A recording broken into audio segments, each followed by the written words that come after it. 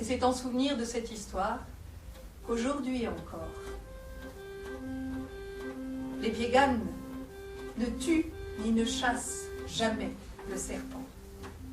En souvenir de cette histoire aussi, que les descendants de grands serpents jaunes continuent à rabattre le gibier pour les Piéganes et que toujours leurs chasses sont abondantes.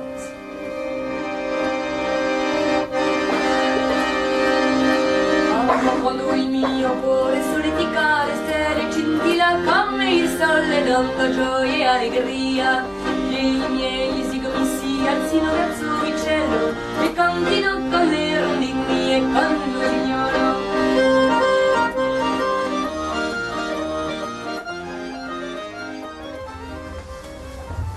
Est-ce que tu sais par exemple comment le venin est venu au serpent et le rôle que les hommes ont joué dans cette affaire? Eh bien écoute, un jour, la nuit a disparu. Les étoiles, la lune, les météorites, tout ça était parti. Les hommes ont attendu, la lune n'est pas revenue, les étoiles non plus. La nuit était partie.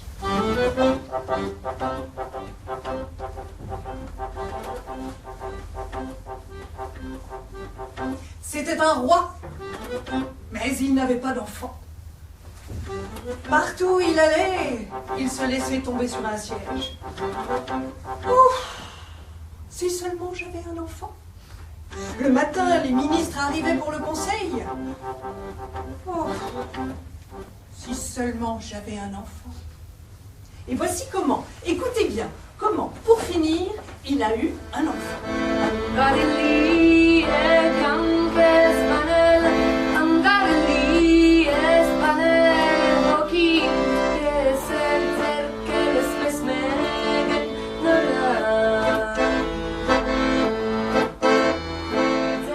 Lafontaine s'est tourné vers le petit homme et lui a dit: tu dis que tu peux nous débarrasser des serpents, mais tu vas faire quoi exactement? Ah, a dit l'autre, ça, je sais les mots, je sais les gestes, je le ferai si vous le voulez. Mais ne me demandez pas ce que je vais faire. Si tout le monde est d'accord, on n'a qu'à se donner rendez-vous demain sur la place du village, à l'heure où la lune se lève, et que chaque famille paye son écho d'un fagot de bois et de la traite d'une journée. Et il est parti. Ça a discuté longtemps. Les vieux disaient: vous allez faire une connerie, Pierre qui roule n'a pas de queue. Les jeunes disaient: allez, allez, du nouveau, débarrassons-nous des serpents. On va se débarrasser des serpents. Débarrassons-nous des serpents, oui, oui, on va se débarrasser des serpents. Débarrassons-nous des serpents, oui. Cette histoire, fort triste au demeurant, surtout pour ces jeunes femmes, aurait duré encore bien longtemps. Si dans un village avoisinant sur les bords du grand fleuve, ni trop près, ni trop loin, il y avait eu une grande fête, 3 jours, 3 nuits de réjouissance, de festivités.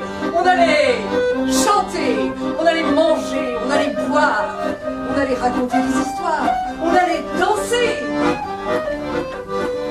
Toutes les filles du pays seraient là, dans leurs plus beaux atours. Un endroit idéal pour trouver une femme pour le fils du roi, le serpent. Alors le roi a envoyé des émissaires.